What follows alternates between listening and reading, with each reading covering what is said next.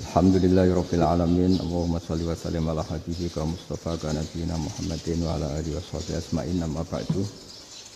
Yang kita hormati Bapak Rektor UMN Dr. Fauzan MPD, Bapak Suparto, Bapak Haris, Bapak Stardi dan Bapak Irwinto, juga Direktur Telkom Bapak Mungkas, teman-teman UMM dan semua yang mendengar yang kami hormati.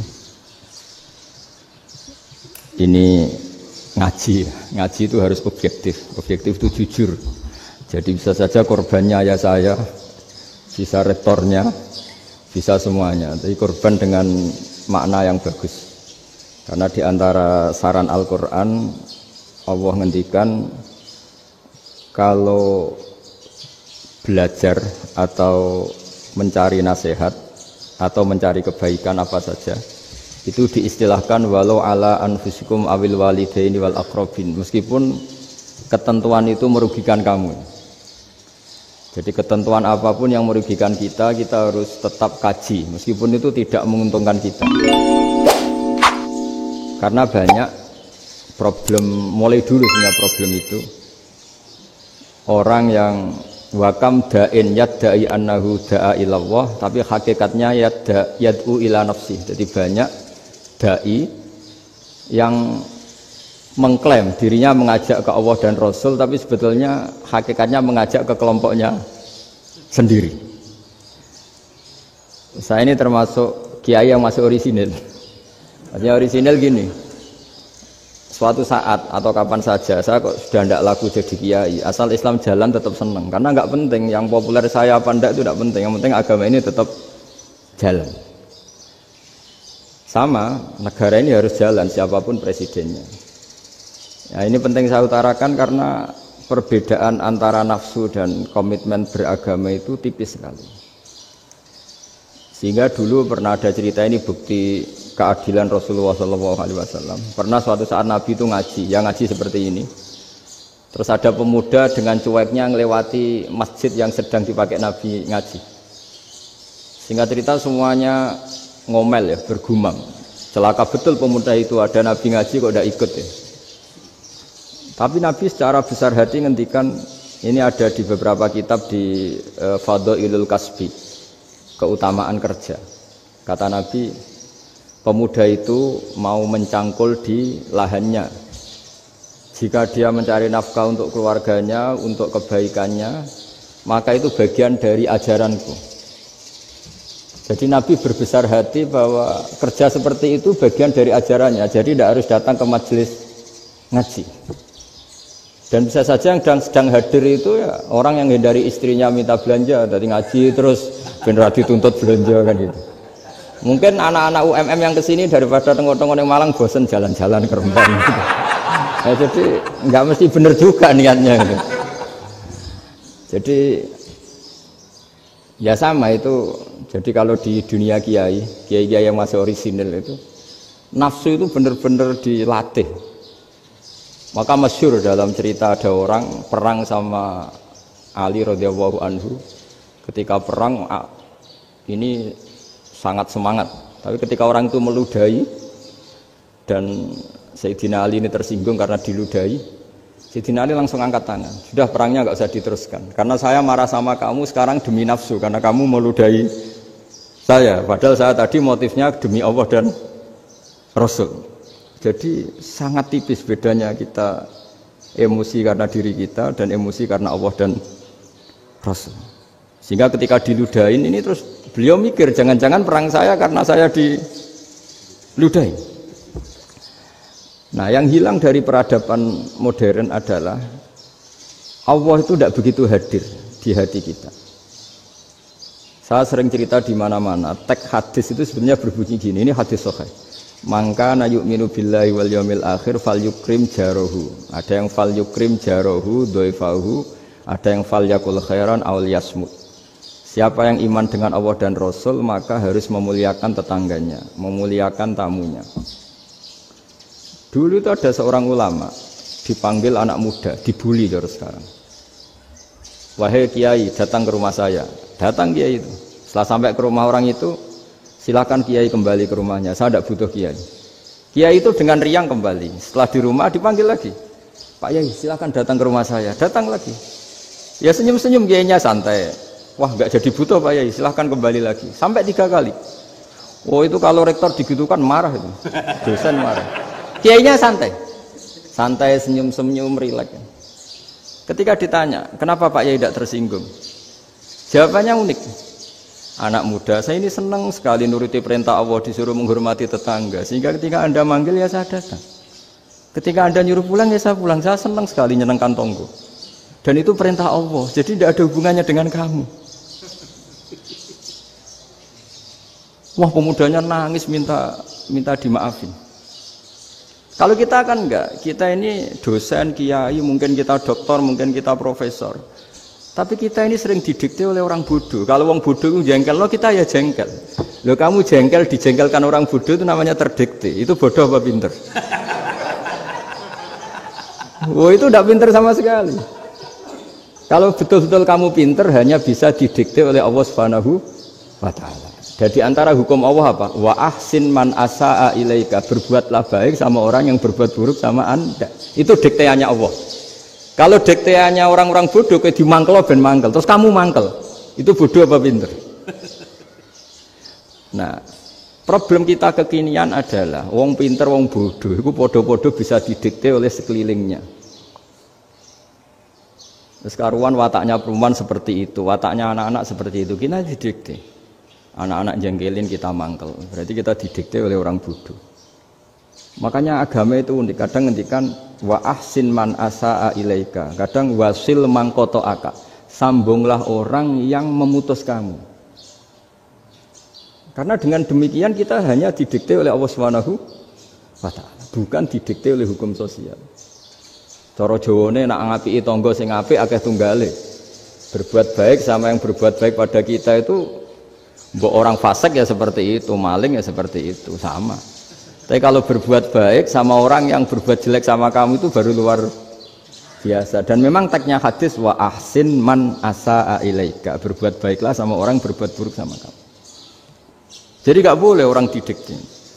Makanya ngaji di sini diantaranya saya akan cerita dalam sebuah hadis sahih, dalam hadis hasan yang diriwayatkan Imam Tirmidzi, ada kalimat dari Rasulullah SAW. Dawe Nabi, la takunu imma'atan taquluna in ahsanan nasu ahsanna wa in zalamu zalamna walakin watti'u anfusakum in ahsanan nasu an tuhsinu wa in asa'u alla tazlimu.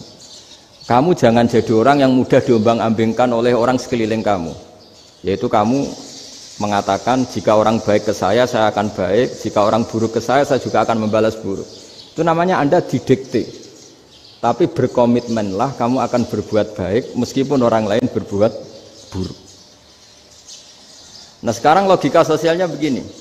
Kalau di Indonesia itu ada 1000 kiai, ada 1000 profesor yang ingin membenahi Indonesia. Rata-rata orang awam itu semau gue. Terus mereka mendikte kita. Perilakunya enggak simpatik, perilakunya jengkelin. Terus 1000 profesor ini ikut jengkel. Itu kira-kira jadi solusi apa goblok bareng ya? Sama 1000 kiai ini ikut jengkel, ini jadi solusi apa goblok bareng? Goblok bareng. Nah problem sekarang kita ini biasa didikte orang bodoh. Nah makanya ciri khas orang muslim itu kata Nabi, mangkana yu'minu billahi wal yaumil akhir. Jadi baik tetangga karena perintahnya Allah dan Rasul. Pentingnya apa? Bedanya karena berbuat baik ini perintahnya Allah, mbok tonggo apik lah kita tetap apik karena perintahnya Allah dan Rasul. Begitu juga dengan hubungan dengan istri, dengan anak. Bojomu lagi cerewet lah ya tetap apik.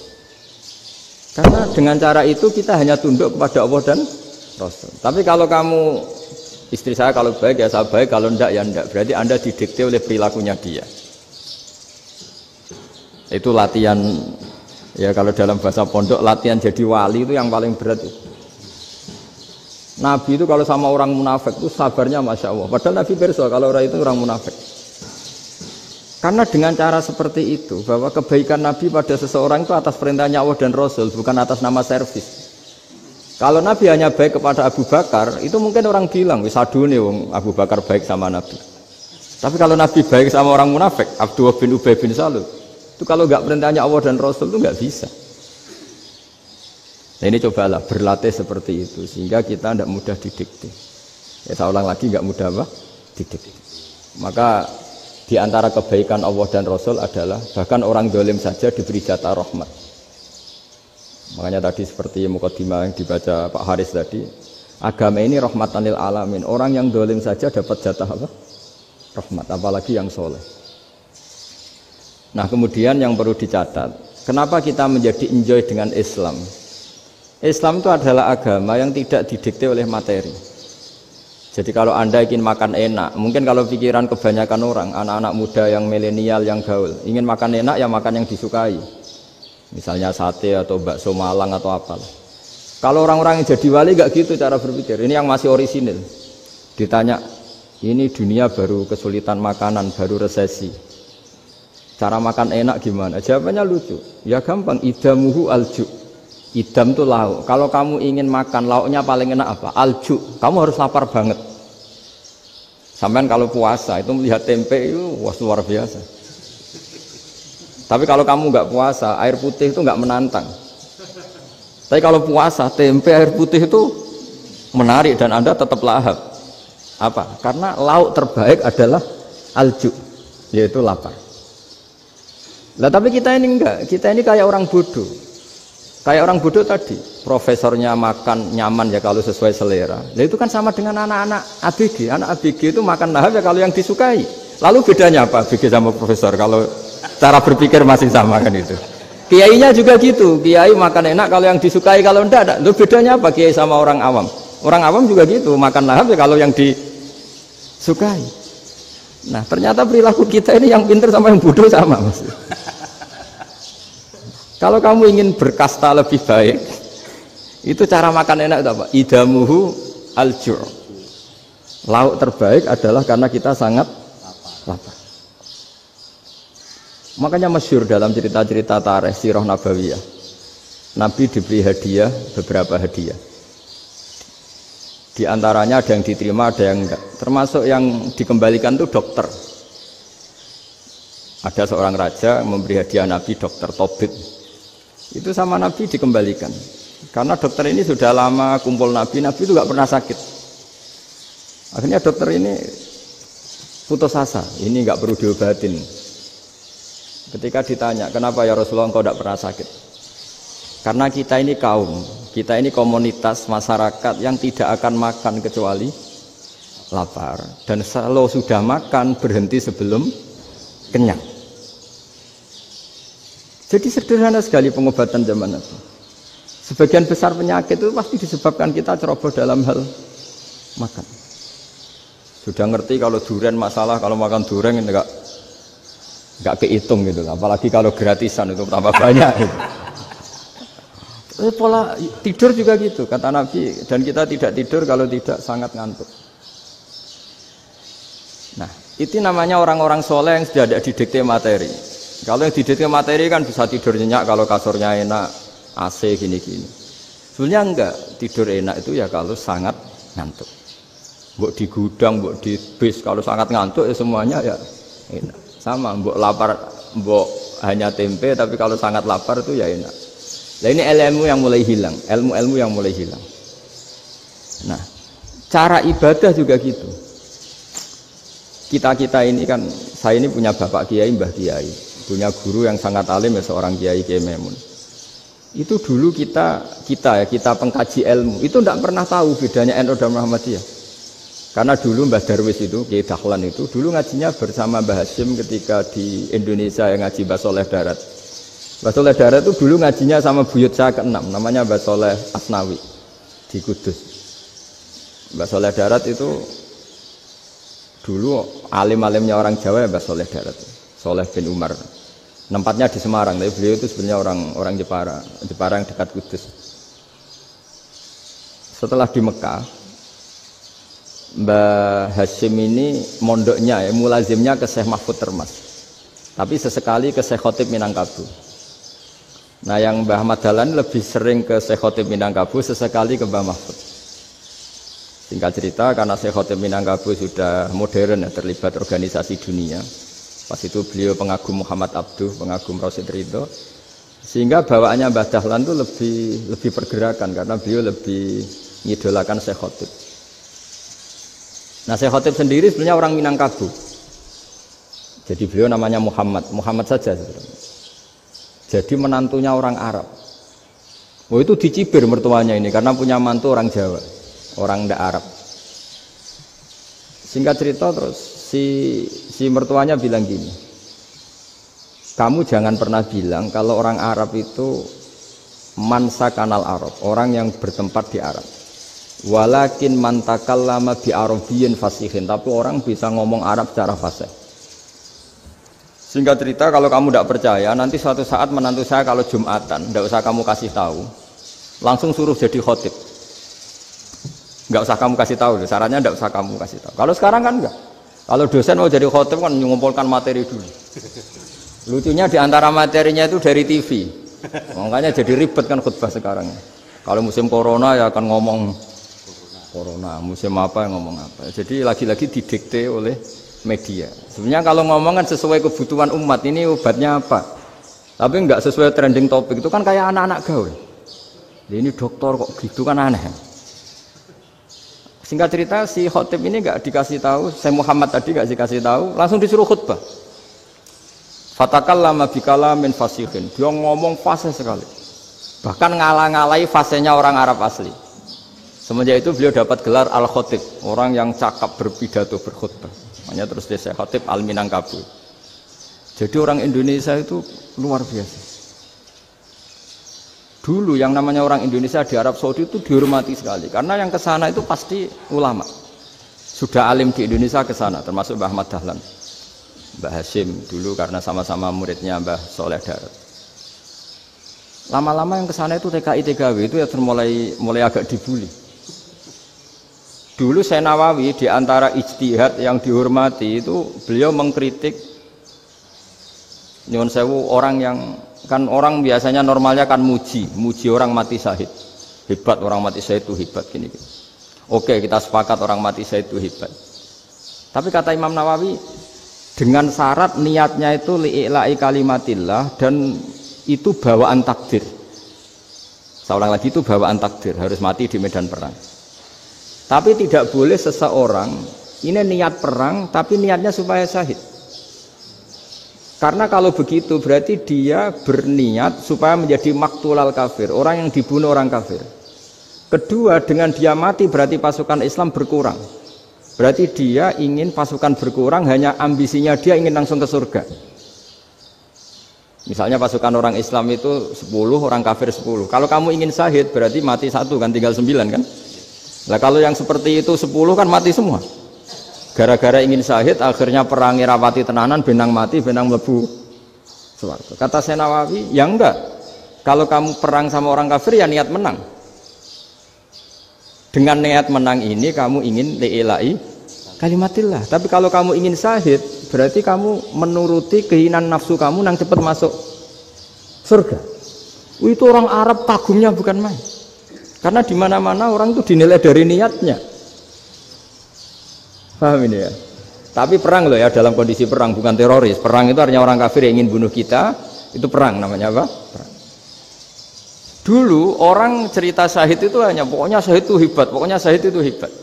Syahid di medan perang itu hebat, pokoknya syahid di medan perang hebat. Tapi ketika Syekh Nawawi memberi penjelasan ilmiah, jika kamu perang ingin cepat mati, ingin cepat syahid, artinya ini untuk pemenuhan diri kamu, karena kamu bayangkan langsung masuk surga. Kamu lupa bahwa dengan kamu dibunuh, kekuatan Islam berkurang. Akhirnya beliau memberi penjelasan, syahid itu bagus, itu sebagai takdir. Hanya takdir itu kita perang yang ingin menang, tapi takdirnya mati. Jangan dibalik, oleh perang rapati tenanan, benang mati, namun lebu. Itu yang pertama, termasuk ulama yang pertama memberi penjelasan itu Syekh Nawawi. Akhirnya melahirkan kekaguman yang luar biasa dengan tafsir Munirnya itu. Terus beliau itu orang yang rileks kalau menjelaskan ilmu. Ini ya juga guru-gurunya Mbah Hashim, Mbah Guru sama Mbah Hashim, sama Mbah Ahmad Dahlan, Syekh Nawawi. Jadi dulu yang alim di Arab itu ada Syekh Nawawi, ada Syekh Khotib Minangkabau, ada Syekh Bakir Jogja, ada Syekh Mahfud Termas. Itu Orang Indonesia banyak sekali yang alim. Bahkan diantaranya yang dikagumi Al-Azhar itu juga orang Indonesia, nama Syekh Abdul Manan, itu mbahnya Syekh Mahfud termasuk. Itu pertama ada duta besar Indonesia di Mesir, itu termasuk barokahnya Mbak Abdul Manan tadi, itu juga orang Indonesia. Jadi pemahaman ulama Indonesia itu khas, termasuk ketika memaknai apa? Syahid. Ketika memaknai apa? Syahid. Itu unik. Ketika Senawawi diuji dulu itu yang namanya ulama diuji dulu oleh 100 ulama. Jadi dulu ya ada kompetisi. Imam Bukhari diakui jadi ahli hadis itu diuji oleh mi'atu muhaddisin, 100 orang ahli hadis, sanad dibolak-balik, matanya dibolak-balik, tapi beliau tetap bisa mengembalikan proporsi sanad itu. Senawawi pernah diuji gini. Ayul afdol al ulama awe salatin. Keren mana ulama sama raja atau sama orang-orang kaya, sama penguasa? Ya keren ulama. Terus dibully sama orang. Tapi setahu saya banyak ulama yang antri di rumahnya raja, tapi saya tidak tahu melihat raja antri di rumahnya ulama. Kan kebanyakan kan mungkin ustadz atau kiai yang antri ngajukan proposal kan enggak. Nah, kalau raja kan enggak pati itu, malah enggak usah antri, kiainya sudah nyambut sebelum datang. Jawabannya lucu Senawawi itu, dan yang tanya itu langsung diam. Ya karena ulama itu tahu fungsinya uang, sehingga cara nyari sampai seperti itu. Sementara raja-raja itu tidak tahu fungsinya ilmu, makanya tidak pernah sowan ulama. Sehingga, jadi ya dianggap enteng saja. Ulama kan tahu fungsinya uang, tahu untuk pondok, tahu masjid. Sementara raja tidak tahu fungsinya ilmu. Jadi itu khas Jawa ya. Khas Jawa, khas Indonesia. Apa-apa yang menurut orang banyak dengan tanda kutip itu buruk atau baik, itu orang Jawa menafsirkan tuh gampang saja. Sehingga semenjak itu Jawa itu dipandang betul. Saya punya kitab namanya Qadhayal Haji wal Umrah. Itu terbitan Hayatul Ulya Arab Saudi, milik Wahabi. Itu diantara fatwa yang dipakai untuk solusi muskilatul haji, problem-problem haji kekinian. Itu fatwanya syekh-syekh yang dari Indonesia, termasuk Syekh Khotib Minangkabau, Syekh Nawawi Banten, Syekh Bakir Nur Jogja. Misalnya begini, dalam fatwa-fatwa yang menyulitkan kita ya, sampai sekarang jadi perdebatan. Ketika Sofa dan Marwah itu dengan batas tertentu, saya ulang lagi dengan batas tertentu, mau tidak mau atas nama kebutuhan, itu kan butuh perluasan. Karena kalau naik turun itu mudah disepakati ulama. Jadi misalnya gini ya, saya punya tanah seluas ini. Pasti orang akan mengatakan sampai bawah ya tanah saya, sampai atas tanah saya. Itu mujma' alaih, itu disepakati. Sehingga Nabi ngendikan al-Ka'bah min tuhumil ardi ilas sama Ka'batun. Ka'bah sampai ujung bumi, sampai ke aras semuanya Ka'bah. Sehingga tidak ada perdebatan ulama ketika Masjid Haram di tingkat, kemudian yang di atas sholat. Tetap dia menghadap Ka'bah. Tidak harus dulu melihat di bawah, enggak. Karena Ka'bah sampai langit. Sama, tanah Anda kamu tingkat sampai 10, enggak ada tetangga protes. Karena bawah sampai atas tanah Anda. Tapi kalau diperluas, tanah Anda kamu luaskan setengah meter saja atau 3 cm saja, iso geger mbek tonggo. Karena di mana-mana batas itu ya tadi, kalau atas bawah miliknya, kalau samping enggak. Pertanyaannya, perluasan Mina itu ke samping. Perluasannya Matof yang Mas'a itu juga ke samping. Geger kan ulama dunia. Bagaimana hukumnya Mina Jadid? Mina yang diperbarui atau Mina yang diperluas. Itu diantara rujukan baik yang membolehkan maupun yang menentang. Itu ya syekh-syekh Indonesia. Itu orisinal tuh. Saya punya kitab orisinal terbitan Hayatul Ulya, kira-kira ya kemenaknya Arab Saudi kalau di Indonesia itu. Itu yang dirujuk dawuh Syekh Nawawi, dawuh Syekh Khotib Minangkabau. Karena apa? Ada logika khas Jawa. Misalnya begini. Meskipun saya tidak perlu fatwa Mina Jadid sah apa enggak, memang jadi perkhilafan ulama. Misalnya kampung ini dinamai Mina. Pertanyaannya gini, tanah yang di samping ini bisa milik Anda apa enggak? Ya bisa Gus kalau dibeli atau dihibahkan. Berarti tanah di samping Anda menjadi milik Anda karena ada proses pengambil alian lewat beli maupun hibah. Nah masalahnya ini negara itu berhak menganeksasi atau memasukkan ini sebagai mina. Itu ulama Jawa kalau ditanya alasannya apa? Fa innal muttasila bis hukmu dzalika syai'. Karena yang gantet, yang mutasil itu bisa dihukumi seperti sesuatu itu. Jadi kalau ini mina, ya yang gantet mina ini ya bisa dikatakan mina. Beda dengan membuat mina Malang mina, wah itu tidak bisa, tidak mutasil kan? Itu enteng sekali ulama Jawa. Satu ya tentu karena kebutuhan, tapi asal masih al-muttasilu bihi, yang masih tanah yang masih mutasil dengan. Nah, ketika perluasan mas'ah antara sofa dan marwah kan misalnya ini batas luasnya sofa, ini batas luasnya marwah. Lalu atas nama kebutuhan, sofa marwah itu sampai sini. Sampai agak meluas ke sini. Itu geger Arab Saudi. Wah, ini gimana? Padahal tawaf itu harus antara gunung Sofa dan gunung Marwah. Sa'i itu ya. Tapi kalau istilah Quran memang tawaf sama-sama. Makanya apa? Inna Sofa al-Marwata min sya'airillah faman hajjal baita wa i'tamara fala junaha alaihi ayyat tawafa. Nah, jadi kalau istilah sa'i di Quran itu masih tawaf. Karena harus ada, kalau bisa lah, bukan harus. Kalau bisa memang harus ada unsur muternya. Kita kalau sa'i kan dari sini Sofa sampai sini Marwah. Terus kan agak muter ke sini. Nah, kan agak membentuk lingkar, makanya Quran tetap mengistilahkan apa? Tawaf. Jadi bukan sini ke sini terus sini ke sini kan enggak, tapi sini sampai sini terus muter kan, terus sini. Jadi antara setar dan selama ini prakteknya kan gitu ya. Sofa ngambil sini, terus ke sini, terus agak muter. Nah, karena ada unsur agak muter ini terus orang menyebut apa? Tawaf. Tapi itu bukan syarat sah, ini cerita ideal. Saya ulang lagi ya. Gunung Sofa itu puncaknya atau pucuknya kalau dalam bahasa Jawa itu ya hanya segini, ini sampai sini. Nah, kelompok Islam yang fikih keras nggak boleh diperluas karena Allah memilih tempat ini itu spesial, jadi nggak boleh ke yang lain. Tapi ketika kebutuhan mendesak, mau tidak mau harus diperluas. Itu jawabnya Kiai Jawa lucu. Gunung sing ketok iku sing dhuwure tok. Sikilane luwih hombo. Jadi karena kita kan gunung kan bentuknya gini. Nah, sofa yang kecil itu yang atasnya, tapi sikilannya sini kakinya lebih luas. Jadi boleh perluasan asal tidak melebihi kakinya. Nah, dihitung ya lebih luas. Jadi Kiai Jawa itu kayak wong delok gunung Penanggungan, kayak gunung Arjuna. Di mana-mana puncak gunung itu lebih kecil timbang kakinya. Artinya diperluas ini bukan berarti tidak di sofa dan tidak di, nah, itu khas Kiai Jawa.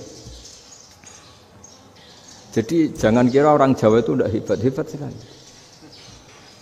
Termasuk perkembangan hotel di Arab Saudi. Itu dulu sebelum ada hotel, buyut saya kelima atau keenam dulu haji, namanya Badur Rahman. Itu kalau mau ingin apa ya, menghindari terik matahari itu masuk gua. Itu masuk gua itu hanya separuh badan, kakinya di luar. Jadi jangan bayangkan kalau gua di Indonesia kayak gua Akbar di Tuban orang bisa masuk jalan-jalan, enggak. Gua di Arab itu kayak cepitan batu, tidak sampai masuk. Sehingga kepalanya dimasukkan, kakinya masih kena matahari, saking panasnya Arab Saudi. Sehingga dalam bayangan hijrah ketika Nabi bersembunyi di gua apa? Sur. Itu kata Abu Bakar, kalau orang kafir melihat kakinya pasti melihat kita karena nggak bisa masuk penuh. Jadi orang itu mau dempes tok. Sehingga ya kira-kira luasnya gua ya paling segini. Makanya guyonannya kiai-kiai itu untung nggak kayak gua Indonesia. Kalau kayak gua Indonesia laba-labanya capek karena luas sekali. Jadi jangan bayangkan gua Arab tuh kayak gua Indonesia. Makanya bayangannya andai kan orang tuh melihat ke bawah pasti melihat kita karena orangnya nggak bisa masuk penuh. Nggak bisa masuk 100%. Ya kayak cepitan batu lah mirip. Itu kan mirip Gunung Uhud. Gunung Uhud kata Rasulullah, nanti kalau kamu perang itu di atas, menang atau kalah di atas. Musuh biar di bawah. Dengan di atas kamu bisa manah. Jangan bayangkan kayak Gunung Merapi, kayak Gunung Penanggungan. Lah kalau Gunung Penanggungan mana ke bawah yang leyang kan? Jadi gunung di Arab itu kayak bukit. Ya sampean pernah kan ke Uhud itu ya sama ini aja tinggi ini kan? Lah ini yang mulai ada mis. Makanya nerjemah itu susah di Indonesia. Karena jabal itu udah harus tinggi. Kalau tinggi nggak bisa manah dari atas ke bawah kan nggak ngefek kan? Sampean kalau ke Uhud gunungnya kan pendek sekali sehingga yang mana dari atas ke bawah ya kalau kena musuh ya celaka karena memang dekat. Ya kalau gunung Indonesia mana dari atas ke bawah yang ngeleyang nggak ngefek.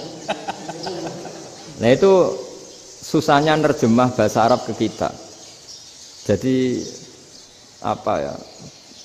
Transkrip itu nggak gampang karena ada pengertian yang beda. Kita kalau bilang gunung itu tinggi sekali.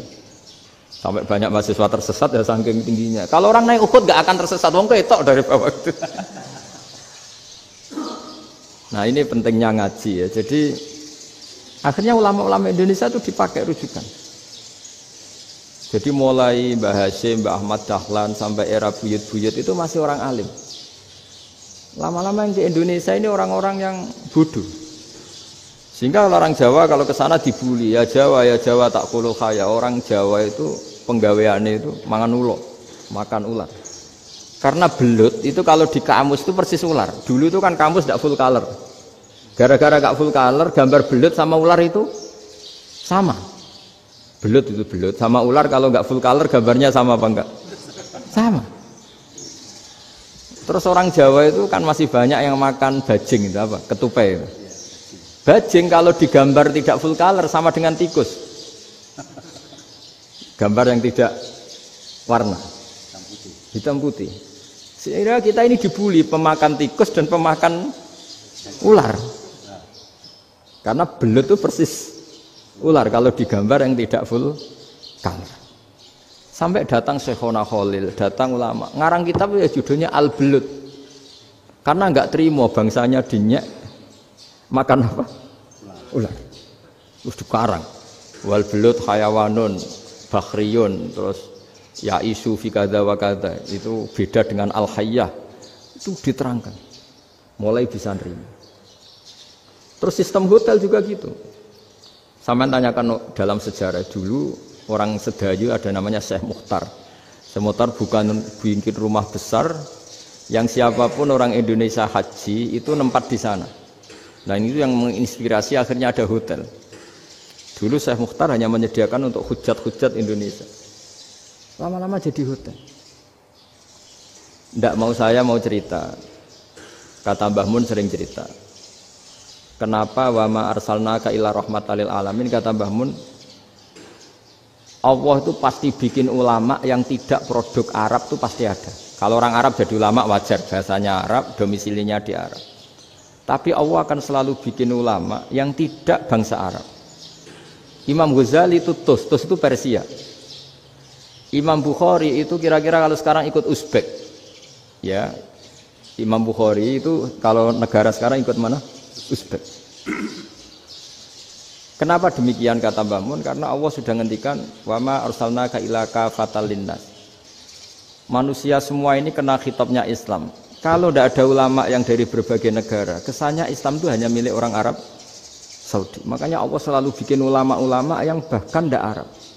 Termasuk Imamul Muhaddisin, yaitu Imam Bukhari, itu orang Uzbek, orang Rusia lah kalau sekarang, ikut Uni Soviet dulu.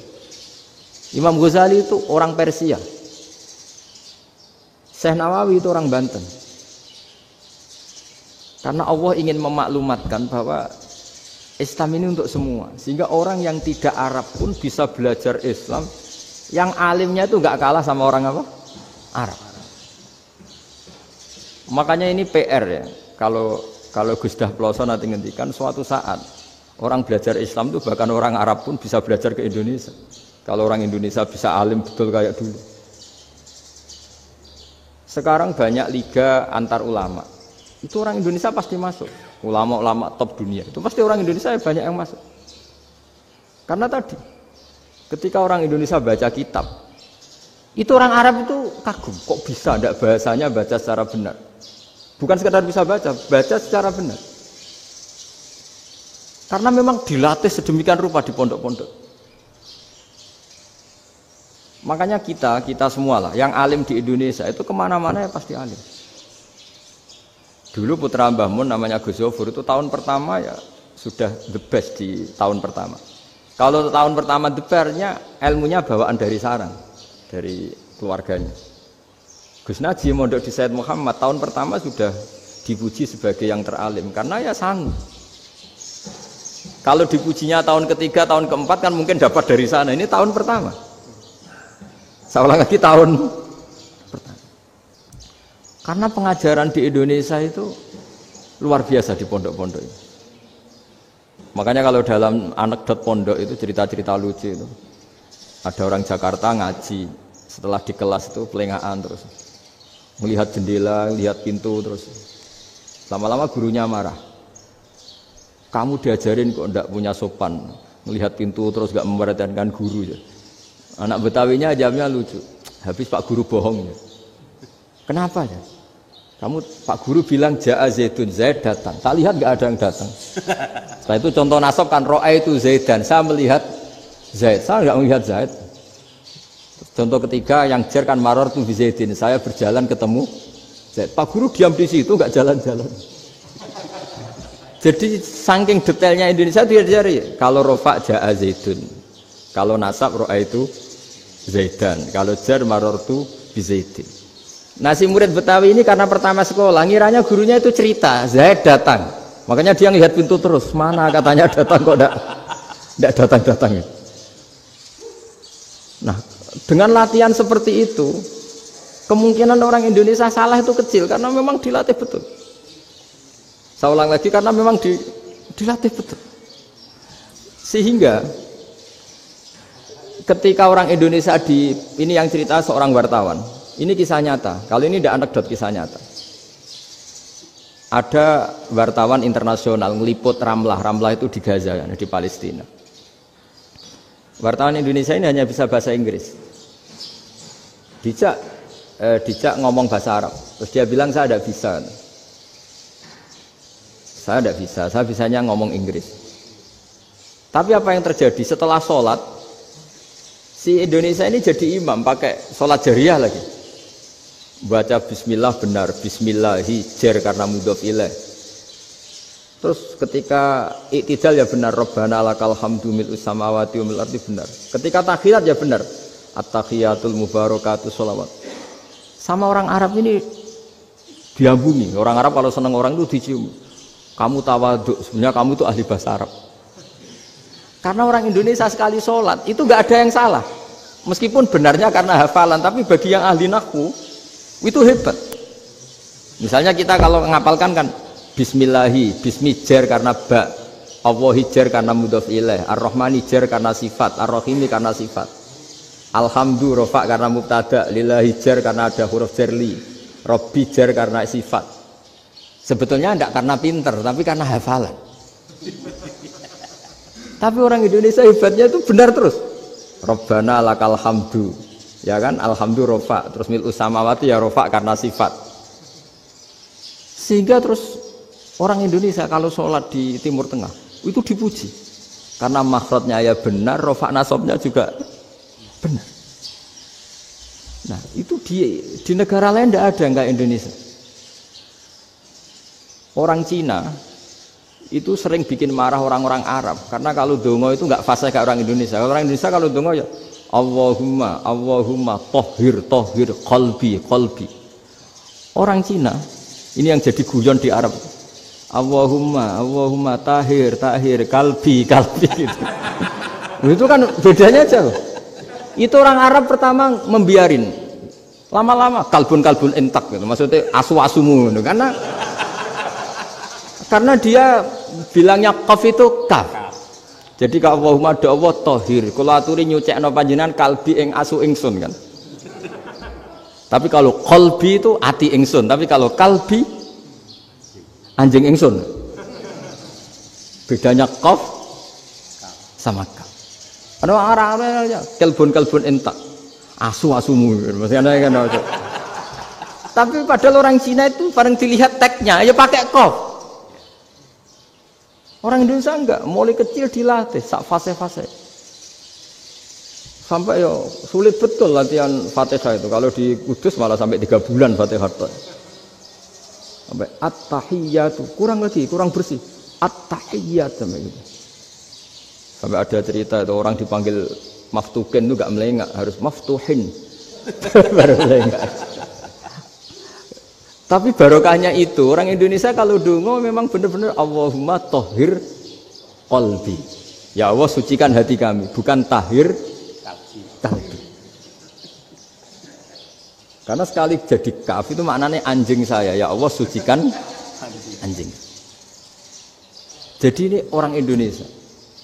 Jadi kata Mbah Mun, dawe Mbah Mun, illaka fatal linnas, bahwa agama ini milik semuanya. Itu diantara bukti Allah menghendaki atau mendesain Islam seperti ini, orang yang belajar di Indonesia. Itu pengetahuannya Islam, pengetahuannya tentang Islam itu tidak kalah sama yang belajar di Al-Azhar, sama yang belajar di Arab Saudi.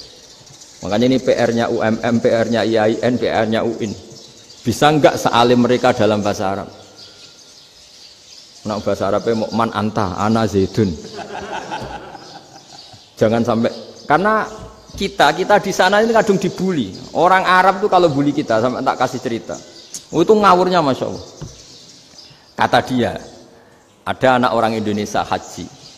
Si anaknya orang Indonesia yang dijotos sama anaknya orang Arab. Dijotos, dipukul. Singkat cerita terus si orang Indonesia nggak terima, anaknya yang orang Arab dipukul. Yang balas bapaknya. Orang Arab tanya, lima ada dorobta ibni, kenapa kamu mukul anak saya? Itu orang Indonesia bahasa, wah aku biasa. Jadi hanya bilang gitu.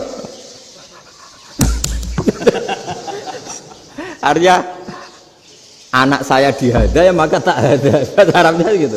Anak saya dipukul maka saya balas mukul. Itu orang Arab mantuk-mantuk oh gitu. Paham? Suatu saat ada orang Indonesia itu sama orang Arab itu dilus-lus. Dilus-lus itu ya digini-giniin. Karena dia latihan bahasa Indonesia, latihan bahasa Arabnya itu masih mufrodat. Jadi kalau mengartikan yadun itu tangan, saro itu jalan. Jadi kalau jalan ya saro-saro. Roksun itu kepala, ana itu ingsun. Jadi karena dia nggak ngerti penggunaannya, itu bahasa Arabnya itu yadun anta. Jadi bukan yaduka tapi yadun anta. Berarti tangan kamu. Saro-saro itu jalan-jalan. Ala roksi ana yang atas sirah ingsun. Jadi mestinya yang benar kan yaduka saro ala roksi atau gitu. Tapi enggak dipotong-potong. Yadun tangan kan, anta kamu. Berarti tangan kamu. Saro-saro jalan-jalan. Roksun itu sirah, anak ingsun. Jadi di atas kepala saya. Orang Arab tertawa-tawa. Tapi paham. Kalau maksudnya seperti itu. Jadi kita ini dibully di Arab itu Masya Allah. Jadi akhirnya lahirlah ulama-ulama tadi yang saya sebut tadi. Bahkan pernah lama sekali ulama Indonesia itu jadi master di Arab Saudi. Yaitu Senawi Banten. Itu kalau orang sana bilang itu Sayyidu Ulama Il-Hijaz. Top-topnya ulama Mekah Madinah. Padahal beliau orang Indonesia. Dan dimakamkan di Ma'la itu dekat makamnya Sayyidah Khadijah. Karena sangat dihormati. Nah, di antara sebab dihormati adalah ketika orang memahami syahid, maknanya pokoknya maktulal kafir. Syahid itu adalah orang yang kalau perang itu mati di medan perang. Itu Imam Nawawi merinci secara detail. Kalau dia perang supaya tujuannya mati syahid cepat ke surga, berarti dia nuruti hadzun nafsi. Ingin cepat ke surga. Tapi dia lupa bahwa dia dengan terbunuh, pasukan Islam berkurang kekuatan.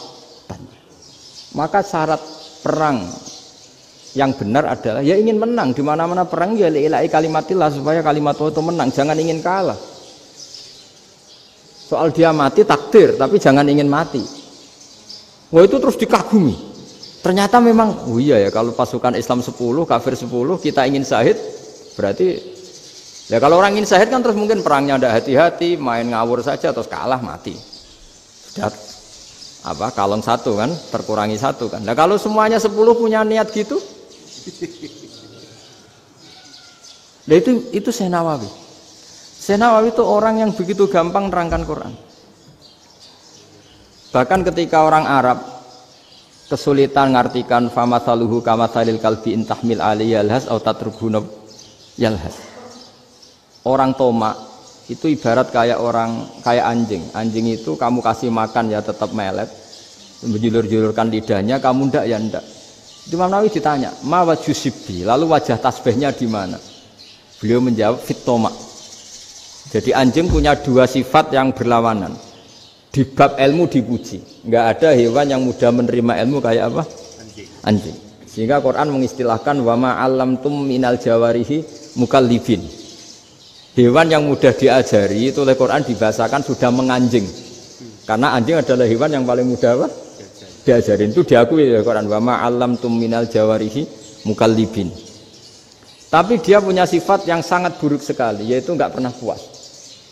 Makanya ketika Bal'am bin Ba'ura, ada tokoh yang kedonyan ya. Itu kalau diistilahkan Quran walakinnahu akhlada ilal ardi wattaba'a hawa. Famathaluhu kamathalil kalbi in tahmil 'alaihi yalhas aw tatrukhu yalhas. Jadi anjing punya dua sifat yang berlawanan. Di bab ilmu dipuji karena paling mudah diajarin.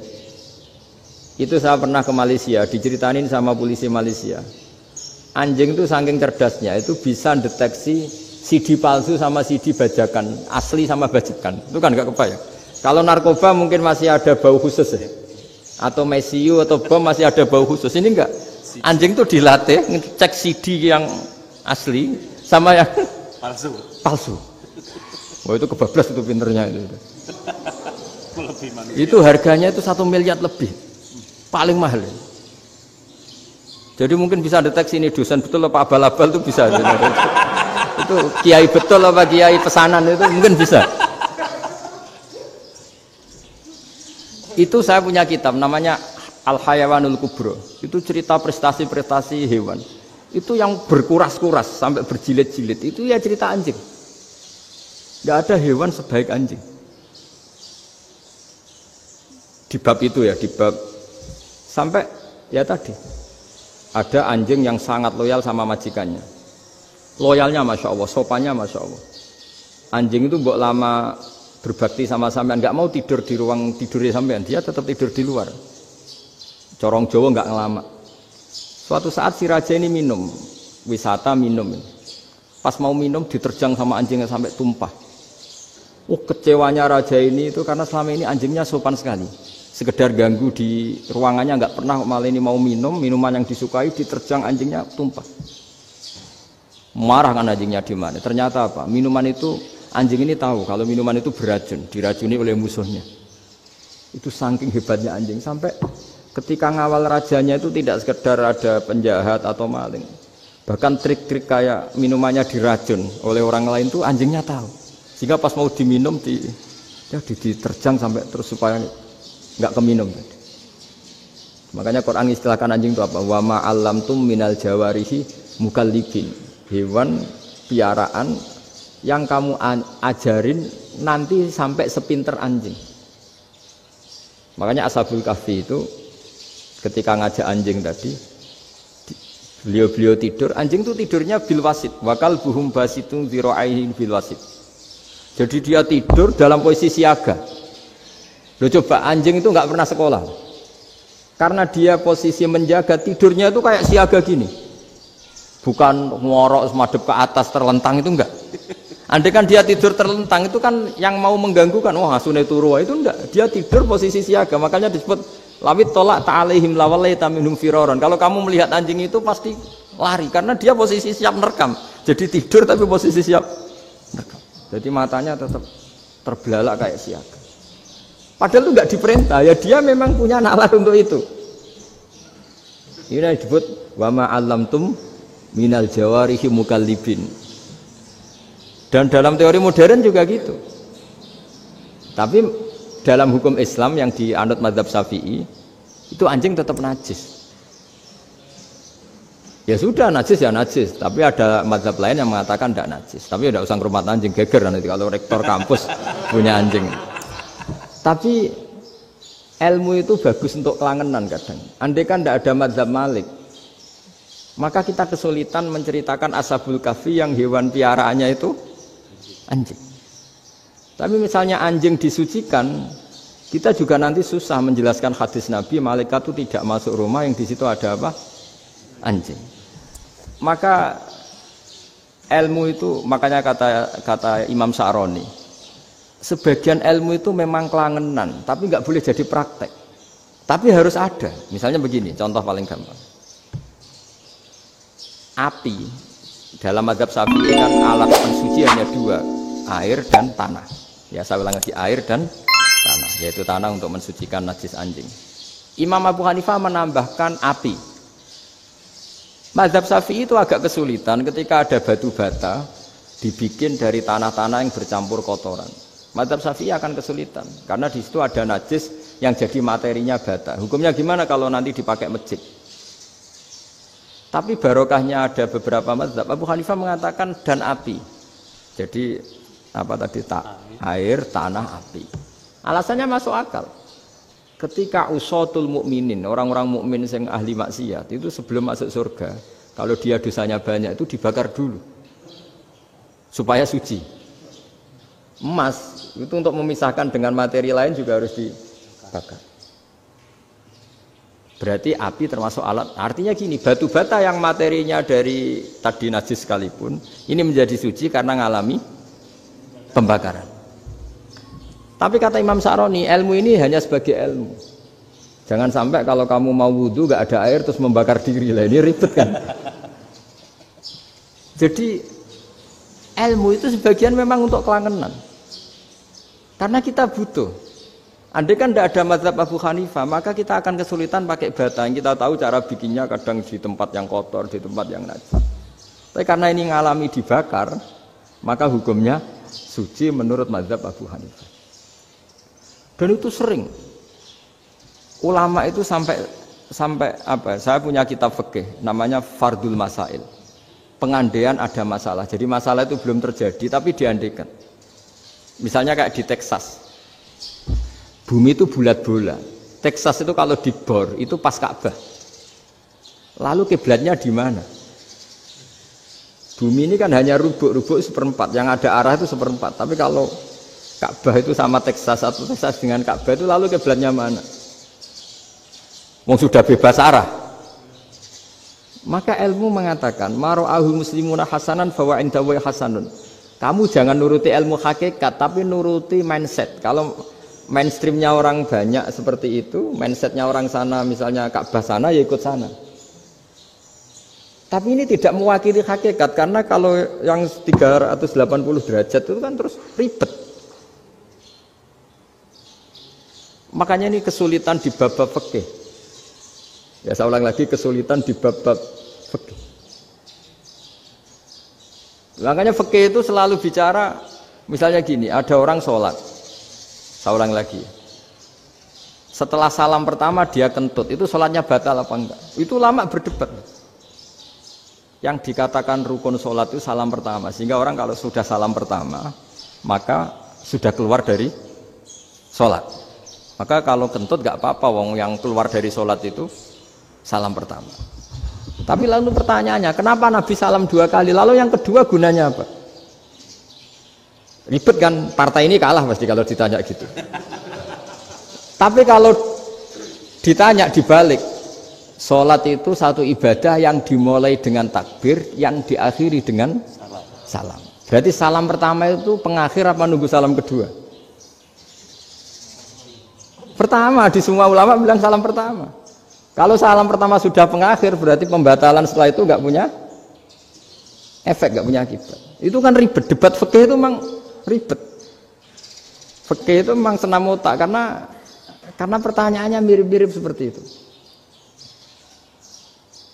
Nah, sampean milih mana? Milih salam pertama apa salam kedua? Pasti ulama milih salam pertama. Jadi anehnya fikih itu di situ.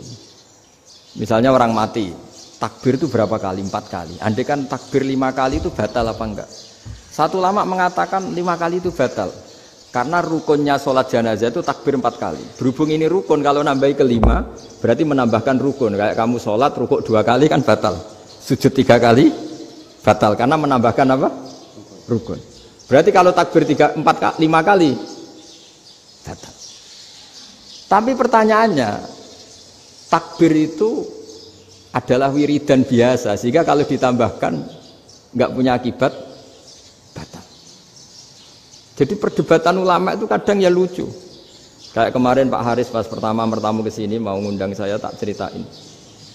Dulu sholat jenazah itu pasti mayat di depan. Karena lazimnya sholat jenazah itu mayat di depan. Tapi mulai dulu lama sudah berpendapat, andai kan jenazahnya di belakang pun tetap sah. Fa innal janazah laisat bi imamin. Karena jenazah itu tidak imam. Kenapa harus di depan? Oh, tidak imam kok harus di depan. Itu mulai dulu. Sehingga ketika Arab Saudi pernah mengalami tragedi, ada orang yang dibungkus kayak mayit, ternyata senjata. Setelah di dekat Ka'bah dipakai. Dulu tragedi tahun berapa itu? Pokoknya pernah ada tragedi itu. Semenjak itu Arab Saudi kalau ada orang mati tetap di kamar mayit, terus ada sholat jenazah. Padahal mayitnya di belakang yang jamaah.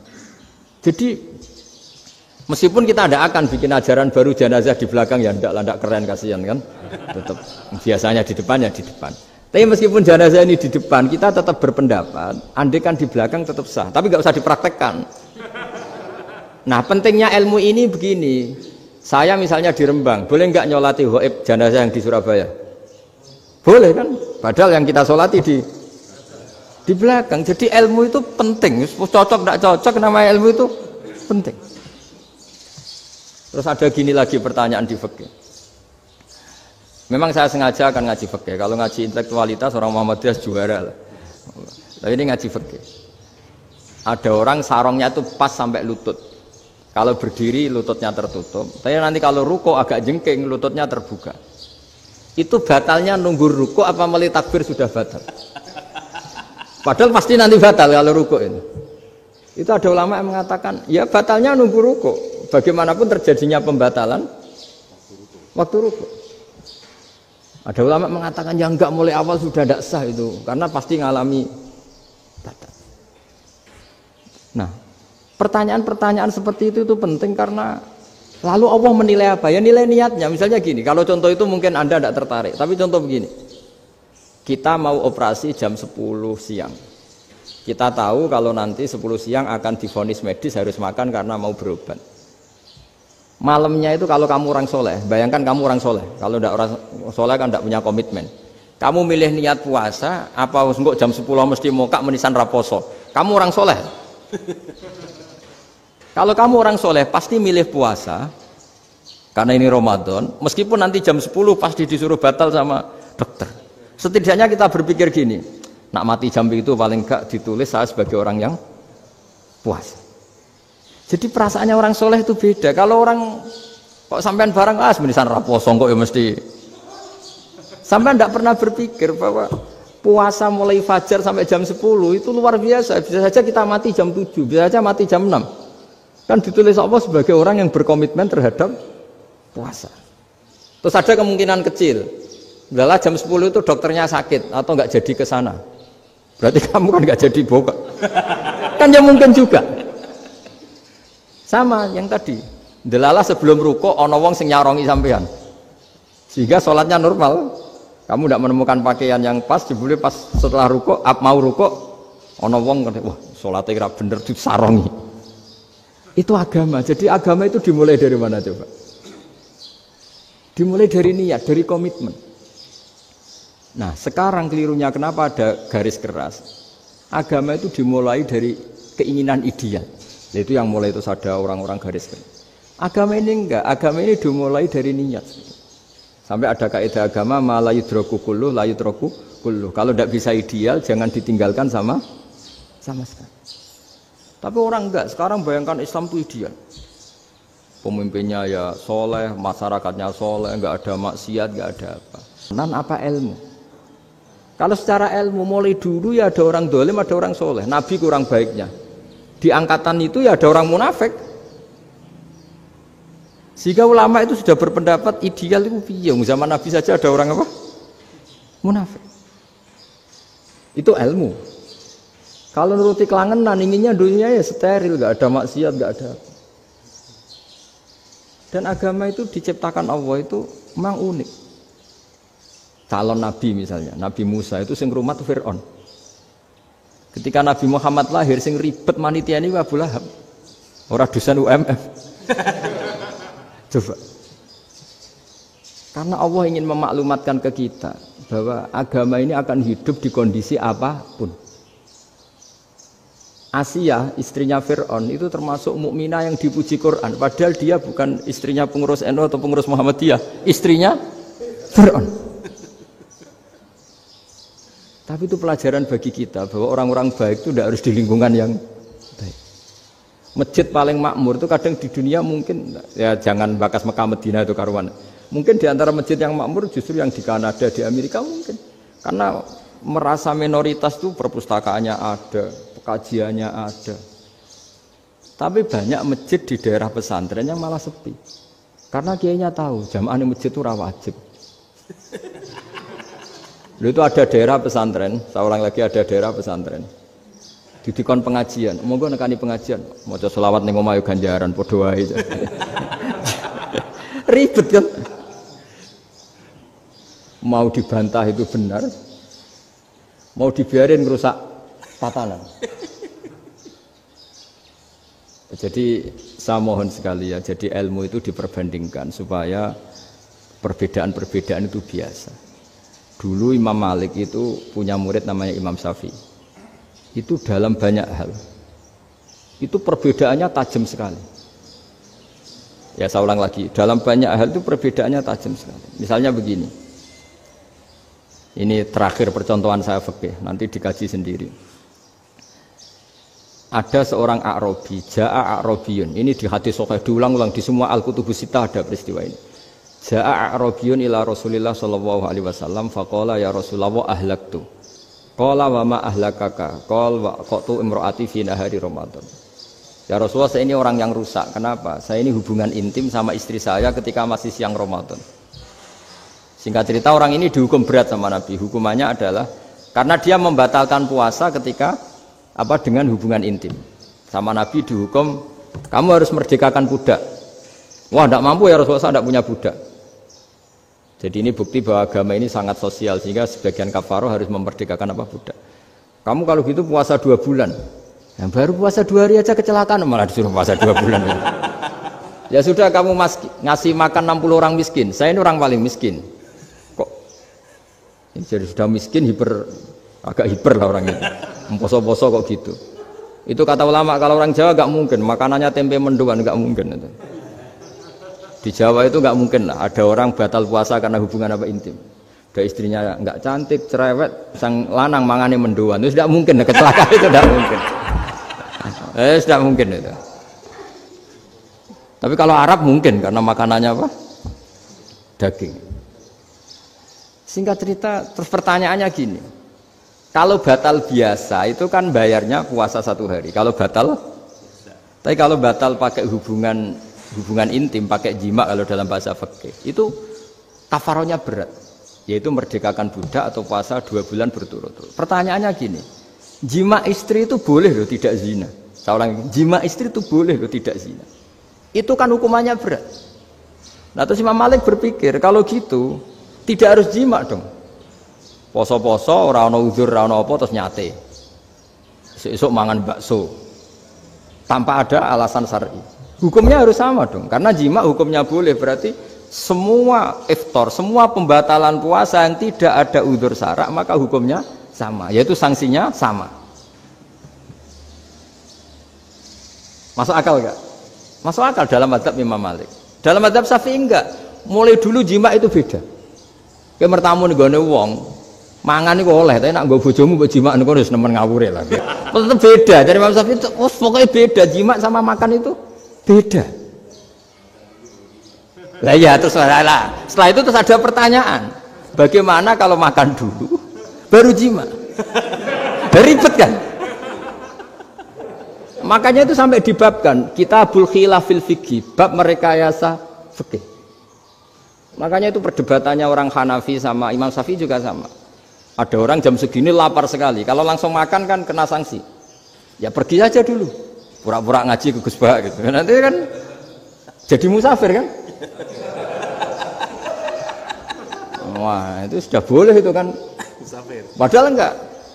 Memang dia pergi itu karena supaya bisa makan. Mau enggak kepikiran ngaji kok tahu-tahu ingin ngaji. Mumpung Ramadan nah. Nah makanya dibabkan, apakah boleh merekayasa fikih? Tapi fikih bisa apa coba? Dengan status kamu musafir, ya memang boleh iftar, boleh berbuka. Lah itu terjadi terus perdebatan ulama menyangkut fikih. Karena memang masalah furu'iyah. Sehingga termasuk perdebatan kita dalam perilaku. Misalnya adat orang NU kalau habis salam itu menghadap ke kiblat karena arah terbaik itu kiblat. Tapi sebagian orang Muhammadiyah atau mungkin semuanya menghadap ke makmum. Itu memang teks hadisnya itu kita yang meneliti hadis itu semua syarah itu berdebat. Nabi memuji kiblat itu arah terbaik, oke. Tapi di bab itu Nabi itu aqbala alaina, menghadap ke kita. Lalu pertanyaannya, kenapa menghadap ke kita? Ada mengatakan karena Nabi memang punya tradisi kadang ngendikan. Ya tentu dulu istilahnya tidak kultum, nggak ada istilah itu dulu. 7 menit itu nggak ada. Tapi ada ulama yang analisis begini, termasuk kitab Fathul Bari. Nabi itu tokoh sentral, taruh lagi Nabi itu tokoh sentral. Ini kata kitab Fathul Bari, bukan kata saya. Nah, orang-orang yang imamu qaumi, orang-orang yang jadi imam di daerah masing-masing, tetap kalau sholat itu ikut Nabi. Ikut Nabi setelah salam langsung pulang. Jadi sebetulnya salam langsung pulang itu ya ada sejarahnya karena dia mau jadi imam di daerahnya. Nah, tidak kebayang kalau Nabi itu madhep kiblat. Kalau Nabi madhep kiblat, orang yang masbuk yang barusan datang pasti langsung usolli misalnya fardhu isya'i misalnya. Terus makmum Nabi, padahal Nabi sholatnya sudah selesai. Jadi intinya gini kata Fathul Bari, imam setelah salam itu harus bikin gerakan atau omongan atau apa saja yang menunjukkan kalau sholatnya selesai. Di antara gerakan itu adalah beliau harus menghadap ke hadirin atau menghadap ke utara atau apa saja yang penting menunjukkan kalau sholat ini sudah selesai. Itu fikih. Jadi fikih itu cara menganalisis itu memang unik. Karena kalau Nabi tetap seperti itu, posisi pancet seperti itu, maka orang yang baru datang mengira Nabi masih sholat. Nah, pertanyaannya kalau mereka sudah takbir, malah sholatnya tidak sah. Kenapa tidak sah? Menggantungkan sholat atau mengikatkan sholatnya dengan orang yang sudah tidak sholat. Jadi menjadikan orang yang nggak sholat sebagai imamnya kan nggak boleh. Maka Nabi harus memaklumatkan dengan gerakan itu bahwa beliau sudah tidak sholat. Karena orang datang dari berbagai daerah. Jadi nganalisis fikih, fiqhul hadis namanya. Itu ulama itu mau tidak mau debat. Karena pertanyaannya itu kenapa? Ya memang mau apa? Karena yang namanya sosial itu yahtamilu muhtamilatin, ada sekian kemungkinan. Makanya dalam madhab istimbat itu, ketika Nabi sodakoh pakai tamer, pakai kurma, itu ulama mesti ngitungnya tuh kut.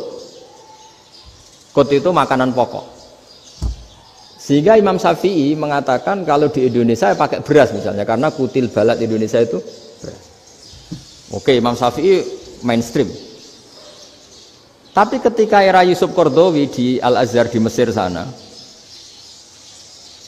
ulama-ulama mulai usil. Sama sih ingat Mbah Mun sering gojlokan, lah iya petani gabah, petani padi wis melarat wajib zakat. Petani cengkeh, kakao, suga-suga wajib zakat hanya karena yang ditanam tidak tidak makanan pokok. Jadi mulai ada ulama mulai gerah lah, kalau bahasa politiknya mulai gerah. Yang petani miskin gara-gara yang ditanam padi wajib zakat. Yang orang-orang di sana misalnya di Sulawesi karena tanamannya kakao atau cengkeh tidak wajib zakat karena bentuknya tidak makanan pokok. Geger kan di Al-Azhar geger.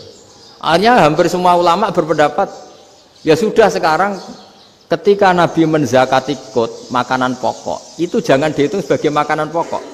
Wa mimma akhrsna lakum minal ard. Apa saja, ma itu apa saja. Makanya kata Yusuf Qaradawi, ma itu apa saja. Makanya semua tanaman yang menghasilkan uang itu wajib zakat. Nah, masalahnya kitab-kitab Syafi'iyah itu sudah mamlu'ah, sudah penuh dengan penjelasan misalnya fala zakata fil khadrawat, maka enggak perlu zakat untuk kayak kangkung, semangka dan sebagainya. Nah, lalu kiai-kiai angkatan modern kayak Mbah Mun itu sering dapat masukan, saya pernah dengar sendiri. Yai, Saya ini punya sawah 1 hektar, tak tanamin padi, itu nggak pernah kaya saya. Sekarang tak tanamin kangkung malah saya kaya, karena tiap 3 hari panen tak kirim ke Jakarta. Itu orang Indramayu yang tanya. Jadi tanam padi nggak pernah kaya, tanam kangkung kaya. Nah, karena dia orang soleh, kalau zakat boten. Mau diwajibkan zakat tidak makanan pokok, mau tidak wajib dia kaya. Semenjak itu perubahan di Indonesia ikut. Akhirnya ada zakat, pokoknya asal tanaman yang 1 nisab ya wajib zakat. Masih ada debat lagi. Ketika nanam ingin dipanen, itu dia petani apa pedagang? Karena nanti perdebatannya ikutnya zakat zuruk, zakat tanaman apa zakat pedagang. Kalau sampean nggak pernah debat berarti sebenarnya Anda tidak dosen Islam ini. Dosen nggak pernah diskusi fikih apa Islam. Karena saya berkali-kali punya tamu itu begini, Gus saya ini pedagang melon, tapi dia penanam melon, jadi pedagang yang agak ingin badi banyak. Itu caranya gini Pak Rektor, saya misalnya pedagang melon, daripada saya kulak di pasar atau dari petani sudah mahal, nyewa tanah sekian hektar terus ditanami melon. Setelah berhasil, ini dia zakatnya tanaman apa zakat pedagang? Karena dia nanam itu mentalnya sudah pedagang. Padahal nanti zakatnya beda kan? Yang 1,2% yang 1 rubul usur sama nisul usur sama usur. 1/10 sama 1/20. Kalau zakatnya zuruk kan 1/10 atau 1/20. Yang 1 rubul usur, kira-kira 2,5. Saya ulang lagi ya. Jadi di era modern itu kita jadi bingung, pedagang tapi gayanya petani. Petani tapi hakikatnya. Jadi gampangannya gini ya, kalau saya pedagang beras, kok saya kaya raya, itu mendingan nyewa sekian hektar untuk ditanamin beras, padi ya, daripada tengkulak, daripada beli. Akhirnya perdebatannya, ini zakatnya pakai apa? Misalnya tebu, misalnya petani tebu. Oh jelas kalau nanam tebu itu ingin dijual. Masa apa tiga es tebu berhektar-hektar? Lah kira-kira kalau menurut jenengan ini zakatnya zakat apa? Tijarah apa zakat tanaman? Mentalnya tijarah, mentalnya pedagang. Nah ini saya hanya mau cerita. Khilaf, kadang-kadang orang angen-angen. Khilaf itu nggak mungkin enggak. Ya sama seperti NU dan Muhammadiyah selalu khilaf awal Ramadan. Itu memang nggak bisa nggak khilaf. Misalnya begini, saya beri contoh ya. Karena kadang yang khilaf juga nggak pernah belajar. Lucu kan? Tak beri contoh ya. 2001 itu abad keberapa coba? Tahun 2001. Abad 21 abad 20? Abad 21. Jadi meskipun terpaut 1 tahun, padahal abad itu 100 tahun. Nah, pikirannya orang-orang Muhammadiyah seperti itu. Hilal kalau sudah melewati garis ufuk, meskipun setengah derajat atau 1 derajat itu sudah ikut bulan berikutnya. Sehingga ya sudah meskipun sekian derajat sudah dianggap Ramadan. Nah pikirannya orang NU enggak. Harus ru'yah bil fi'li. Itu sebetulnya lagi-lagi sebenarnya enggak masalah NU dan Muhammadiyah, itu di kitab-kitab ya seperti itu. Kita ini enggak biasa goblok ya. Artinya kita yang keluarga kiai tahunya kunut mazhab Hanafi, enggak kunut mazhab Syafi'i. Tapi tahu-tahu ini mazhab NU, ini mazhab itu aneh itu menurut kita ini anggap apa? Mana ada Muhammadiyah jadi mustahid, mana ada NU jadi mustahid. Jadi sebetulnya orang tahu semua lah kalau Abu Hanifah itu tidak kunut, Imam Syafi'i itu kunut. Imam Syafi'i pernah main di masjidnya Abu Hanifah ya tidak kunut, ditanya kenapa tidak kunut? Jenengan itu presiden kunut, tidak sanggup mati Abu Hanifah. Dulu dia biasa aja. Sekarang geger, ya karena tidak punya kegiatan. Sebenarnya itu nggak masalah, mulai dulu biasa.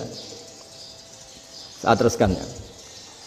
Nah, menurut mayoritas ulama nunggu ru'yah bil fi'li. Ru'yah bil fi'li itu gini.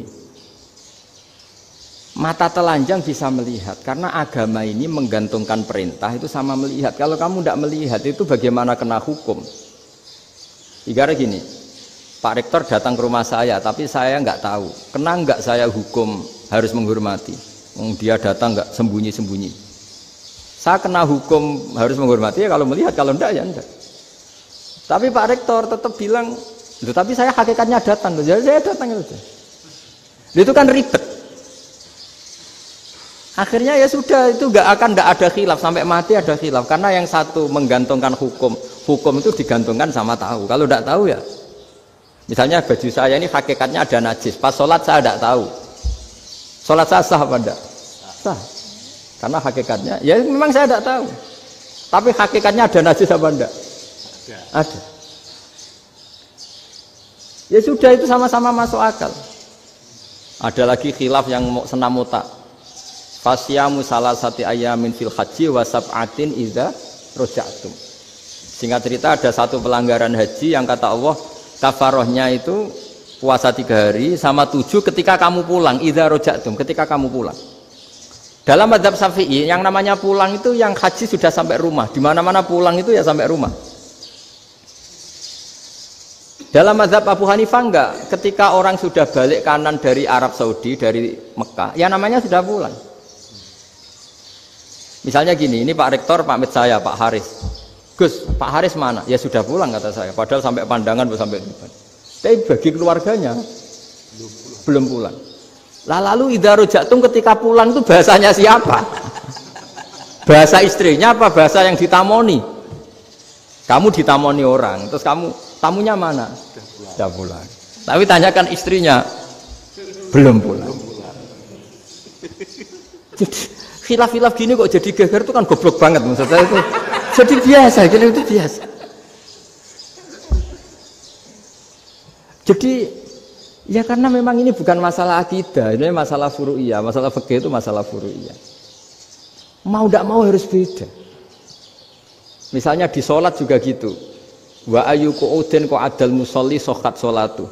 Duduk dengan gaya apapun itu sholatnya sah. Sehingga sampean kalau haji atau umroh, orang Arab itu jenenge duduk ngenak awak di kursi. Duduk sopan ya hanya orang Indonesia loh. Kalau sholat itu masih duduk ala orang tahiyat. Kalau sampean di Mekah, duduknya pakai apa coba? Kursi ya? Oh enak sholat duduk.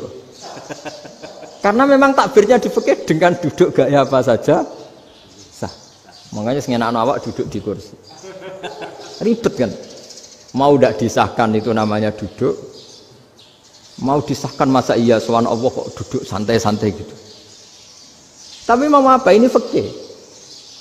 Ya sekarang lagi ini fikih. Fikih itu ya sudah ini fikih.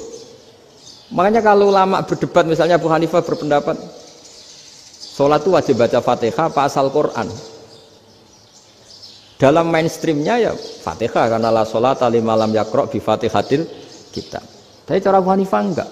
Faqra'u ma tayassara minal Qur'an, bacalah apa saja yang mudah bagi kamu, asal itu Quran. Sementing gak gending Jawa, gak nyanyi lah gitu. Ya sudah mau apa coba? Jadi ya susah memang kalau fikih itu ya sudah seperti itu. Ada lagi yang masih ekstrim misalnya. Yang namanya menyembelih hewan itu gimana coba? Dari hidup ke mati, apa pasti mati disembelih? Cara mazhab Imam Syafi'i yang namanya menyembelih itu penyembelian harus menjadi sebab kematian. Itu yang sah. Seorang lagi penyembelian menjadi sebab kematian yang syar'i. Sehingga beliau mensyaratkan hewan yang disembelih ini masih punya hayatun mustaqirrah, punya kehidupan yang normal. Sehingga kalau nggak disembelih ya hidup. Sehingga kalau ada hewan ketabrak truk kejet-kejet mesti mati ini buat sembelih. Itu nggak sah karena nggak usah disembelih ya wes mati kan. Karena ini hanya nunggu koordinasi Israel kan, dia kejet-kejet itu kan prosedur itu. Tapi tidak disembelih pun mati. Tapi cara mazhab Malik enggak. Pokoknya anggere jek duwe nyawa jenenge kewan urip. Dengan kamu sembelih berarti matine mergo mbok sembelih. Meskipun nanti ya enggak usah disembelih ya mati. Coba hitung secara ilmu matematika. Kalau enggak disembelih hidupnya 5 menit. Gara-gara kamu sembelih hidupnya langsung mati. Terus dia matinya, cara di persidangan matinya disebabkan apa? Disebabkan disembelih apa kecelakaan? Loh, ya debat toh kamu. Sama-sama UMM aja debat.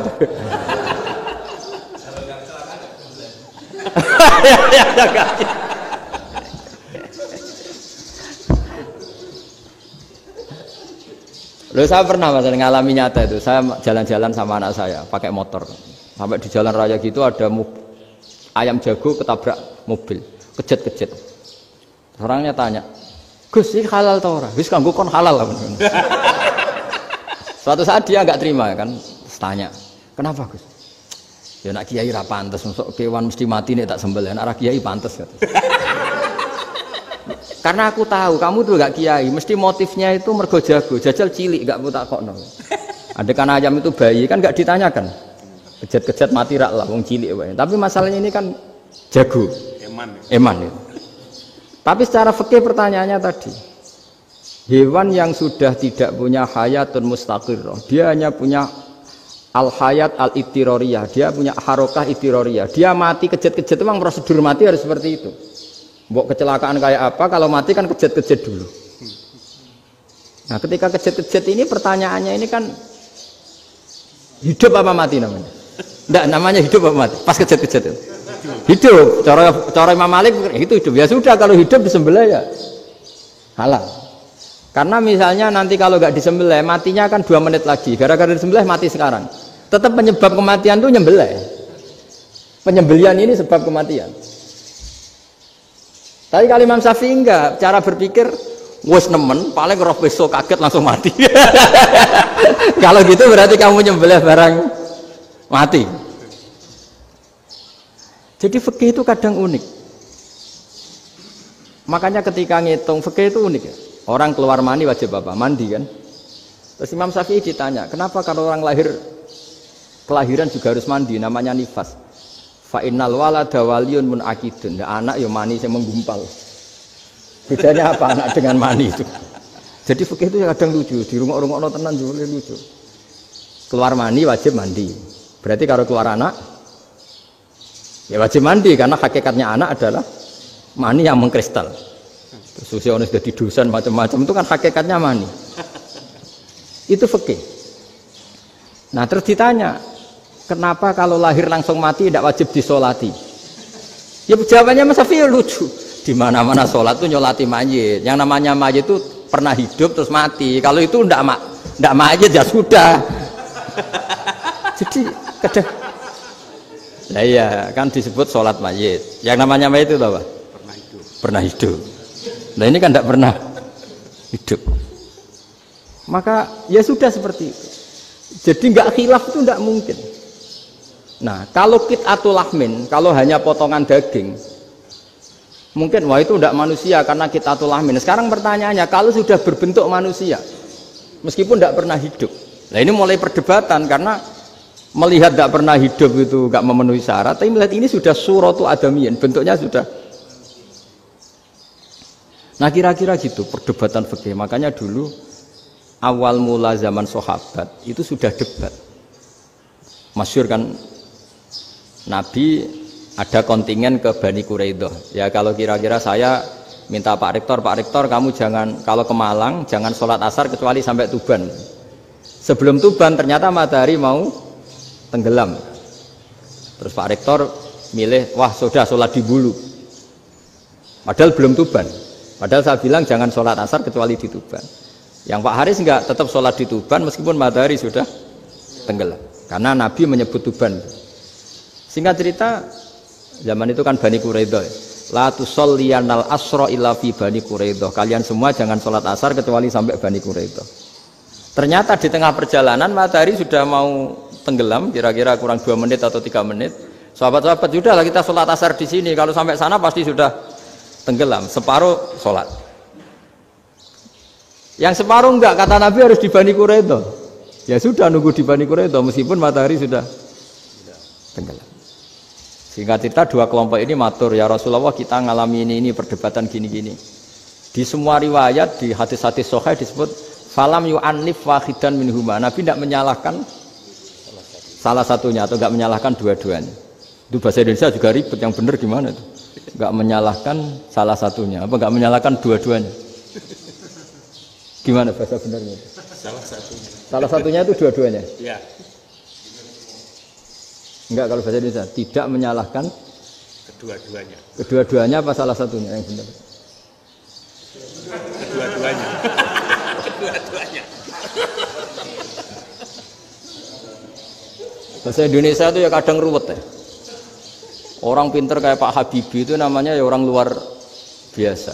Nanti sekolahnya orang-orang idiot itu ya sekolahan luar biasa. Orang pinter banget bahasa Indonesianya ya luar biasa. Kalau sekolah untuk orang-orang yang idiot juga luar biasa. Jadi kalau dipuji luar biasa itu gak jelas ini luar biasa ya. Gak jelas kadang bahasa kita ini kadang ya gak jelas. Nah itu gak menyalahkan dua-duanya apa salah satunya? Keduanya, tidak menyalahkan kedua-duanya. Misalnya dibahasakan gak menyalahkan salah satunya, benar apa salah? Benar ya? Benar, ya sudah benar semua. Jadi itu bukti bahwa ijtihad itu boleh. Saya ulang lagi, bukti bahwa ijtihad itu boleh. Padahal ini jelas, yang satu harus sholat asar, padahal matahari sudah tenggelam. Makanya di antara fikih unik itu begini. Saya ulang lagi fikih unik. Saya menyaksikan betul ketika ada orang tanya Mbah Mun saya ini Kopassus. Kadang latihan itu sampai waktu zuhur habis. Saya harus bagaimana? Jawabannya Mbah Mun itu unik. Sementing ojo ngosor sholat. Engko yo aja niat jamak. Atok kodok katanya. Singkat cerita terus orang ini diskusi sama saya karena ini ya alim pernah mondok. Kenapa kosor tidak boleh? Karena kosor itu ekstrim, merubah bentuk sholat dari 4 menjadi 2. Maka alasannya harus jelas. Harus jelas itu orang yang latihan di Kopassus itu kan dia sudah berasrama di situ. Berarti dia sudah tidak musafir karena asramanya di situ, sudah mukim. Kalau dia kosor itu merubah bentuk sholat dari 4 menjadi 2. Merubah itu ekstrim. Tapi kalau dia qadha itu hanya mengakhirkan sholat dari waktunya. Kira-kira kalau kamu jadi malaikat ekstrim mana? Merubah sama menunda? Ekstrim merubah kan? Karena 4 menjadi 2. Terus ojo jamak takdim tapi jamak takhir. Itu juga penting. Bagi pengkaji fikih itu penting. Kalau jamak takhir itu salah-salah sidik ora pati popo. Kenapa? Kan mirip duhur qadha. Kalau jamak takhir kan. Tapi kalau jamak takdim asar kok di waktu duhur, ekstrim mana? Perubahan takhir sama takdim itu ekstrim mana? Ekstrim takdim karena melakukan sesuatu belum waktunya. Belum waktunya. Jadi itu memang ya memang tadi kajian-kajian fikih itu memang unik. Karena bagi ahlinya, saya ulang lagi tapi ini saya ulang lagi bagi ahlinya. Makanya ketika Nabi menjamak sholat ketika nusuk, ketika haji itu kata Imam Syafi'i lis safar. Karena Nabi pergi jauh karena rumahnya Medina.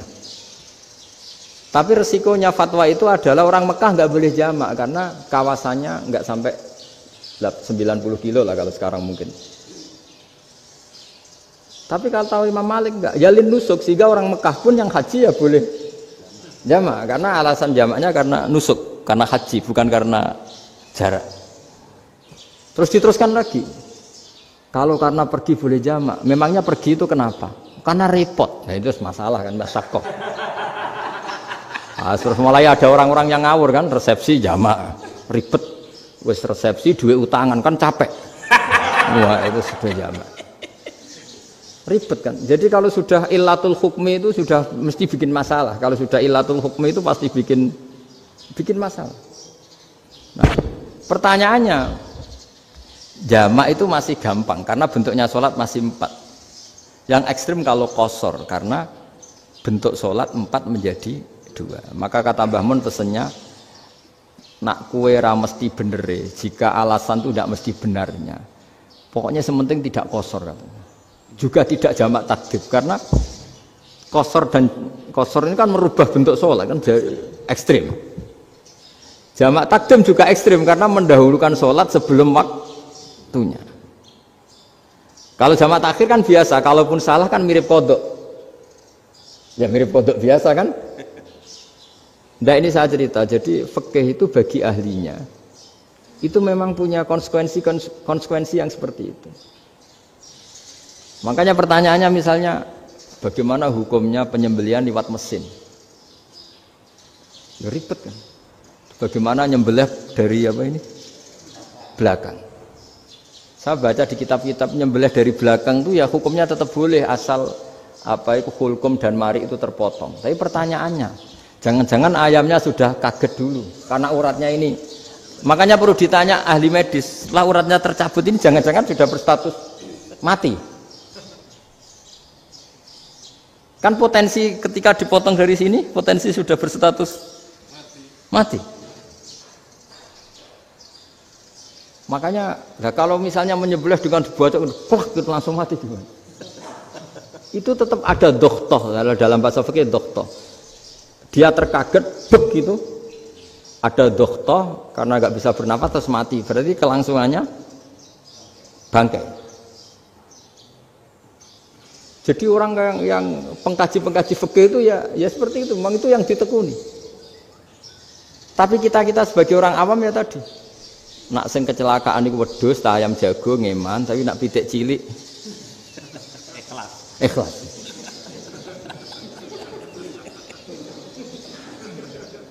Makanya ada pertanyaan orang-orang, saya pernah ditanya itu ya bingung tenan. Gus, kalau ada orang mati oplosan misalnya, jenengan datang sholat enggak? Ya datang sholat kan, dia orang mukmin, saya tetap sholat. Kenapa? Ya kan matinya oplosan. Tapi andaikan tokoh yang mati, kamu sholat enggak? Ya sholat kan dia tokoh. Jadi ribet. Fikih itu ribet. Makanya Imam Nawawi nanti ngendikan gini. Ada orang ngundang Nabi, ya Rasulullah, saya mohon nyolati ini. Nabi tanya, punya utang enggak? Punya. Nabi, saya enggak mau nyolati mayit yang punya utang.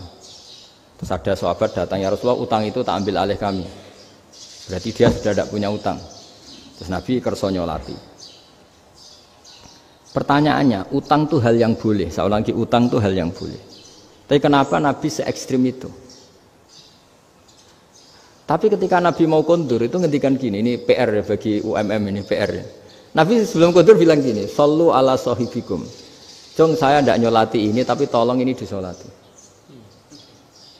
Terus kata Imam Nawawi, dianalogikan atau dikiaskan siapapun pelaku dosa besar atau mati dalam keadaan tidak benar, misalnya pas dugem mati, pas oplosan mati, itu sebaiknya tokoh-tokoh itu enggak nyolati karena nanti dianggap penghormatan.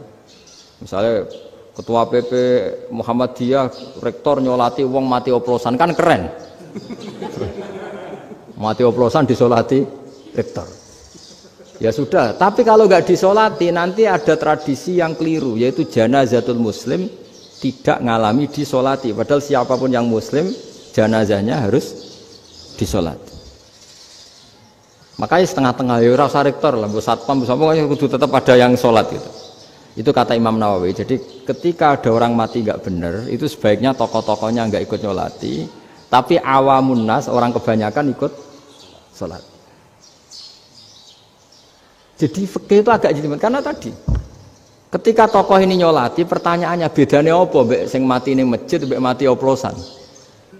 Karena sama-sama semua orang nyolati, kan tidak ada sanksi sosial itu.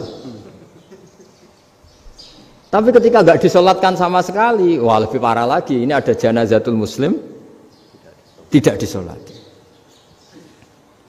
Sehingga kata Imam Nawawi, ini hebatnya Nabi tengah-tengah. Jadi Nabi kundur, jong saya tidak nyolati, tapi sallu ala sahibikum. Ya tapi ini kamu harus nyolati.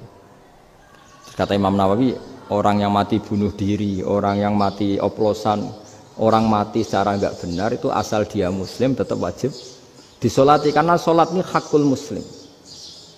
Kan seorang muslim diantara haknya apa? Ketika mati dikafani, dimandikan, disolati. Tapi ini masalahnya matinya pas murtakibul kabiroh, pas melakukan dosa besar, dan itu sebab kematiannya. Kalau dia oplosan, kan sebab matinya ya karena oplosan, ya kan terus ribet. Mau disolati oleh, apalagi misalnya kita ketua ulama, punya terkenal wali, wah keren, mati oplosan disolati wali, kan ribet kan. Nanti yang repot malaikatnya. Itu ya, ini yang nggak kata bahaya. Saya pernah baca kitab itu yang repot malaikatnya. Itu ada yang bilang gini, orang yang punya hutang itu pasti nanti hisabnya berat. diaudit malaikat sampai bisa nyaur utangnya. Sementara malaikat kena konstitusi, kalau Nabi mendoakan harus mustajab. Ini kan ada dua hukum yang berlawanan. Sekali Nabi berdoa, Allahumma ighfir lahu warhamhu, itu harus dituruti malaikat. Enggak boleh doanya Nabi enggak dituruti malaikat. Sementara aturan Islam juga harus dituruti, bahwa orang yang punya utang harus tersandra oleh utangnya. Tapi nak sing dunia Pak Haris kan, enggak tekno. Enggak ngefek gitu. Jadi misalnya Pak Haris donga sampai nangis Allahumma ighfir lahu kan enggak ngefek. Malaikat enggak itu. Enggak sudah lah Ustaz. Sortir. Tapi kalau Nabi yang berdoa kan harus dituruti. Ini masalahnya kan itu. Nah kalau diturutin berarti hutangnya harus bebas. Padahal secara aturan harus tersandra karena punya hutang. Nah, nanti sama kalau yang mati oplosan ini yang doain wali, kok wali sampai Allahumma ighfir lahu. Doanya wali kan harus terkabul. Sementara secara hukum dia harus kena sanksi karena oplosan tadi. Daripada ngerepot malaikat, sudahlah wali-wali ini tidak usah ikut nyolatin, yang nyolati ya orang-orang nggak jelas ini, sehingga kan malaikat kan santai aja kalau mau nyeksa. Loh tapi kan sudah didoain, gak ngefek. Karena doanya orang-orang nggak penting. Itu ada tuh di sarah Muslim itu. Di sarah Muslim di bab ketika Nabi ngetikan babu qauli Rasulullah sallallahu alaihi wasallam sallu ala sahibikum. Jadi belajar fikih itu asik. Karena tadi harus dipelajari. Kalau enggak, ilmu ini hilang. Terus nanti takutnya lagi ilmu fikih itu direduksi sosial. Terus misalnya gini, pepe wong cilik wae kiai-kiai ra gelem nyolati. Orang melihatnya ini karena yang oplosan wong cilik om melarat ra disolati. Jajal bupati ya disolati, mergo amplope gede-gede kan terus ruwet kalau dianalisis gitu kan ruwet. Makanya kenapa saya harus ngomong fikih supaya semuanya itu enggak didudukkan urusan sosial itu. Nah kalau semuanya didudukkan sosial kan sentimennya sentimen sosial, ribet. Padahal yang sering mati oplosan itu kan wong cilik gitu loh, karena tadi kalau wong sugih kan pakai whisky yang mahal yang insya Allah tidak mati kan gitu. Yang mati kan yo mergo pertos macam-macam itu kan. Artinya ini kalau nggak diterangkan secara fikih, kiai-kiai yang nggak datang dikira masalah sosial kan. PP salam tempel era gede terus enggak datang kan terus jadi ribet. Ya makanya ini lewat pengajian ini supaya sampean lebih tahu ya bahwa khazanah Islam ini kata beberapa ulama kafatal linnas, maknanya semuanya, sehingga Allah akan mentakdirkan kajian Islam akan ada di seluruh dunia. Jadi kenapa IAIN marak di Indonesia, UMM, Universitas NU banyak, karena agama ini kafatal linnas, tidak miliknya orang Arab tapi milik semua. Orang alimnya juga gitu. Ketika ada liga alim seluruh dunia, itu orang Indonesia, orang Afrika, ya selalu ada orang alim yang kelas dunia. Seperti dulu ada Imam Bukhari, itu as-sakhul kutub ba'da kitabillah. Kitab terbaik setelah Quran itu Bukhari. Padahal dikarang oleh orang Uzbek. Kata siapa? Islam As-Sobyan, orang Arab ngakui kalau kitab paling sahih itu Bukhari. Mekah Madinah pun ngakui kalau kitab paling sahih Bukhari. Padahal pengarangnya ada orang Arab. Orang mana? Uzbek. Imam Ghazali yang diakui seluruh dunia itu Atos itu ikut Persia, juga bukan orang Arab. Sibawai ya orang Persia. Nah ini yang belum ada orang Malang ini, tinggal PR ini. Ya nyusul ya. Ya saya kira demikian. Assalamualaikum warahmatullahi wabarakatuh.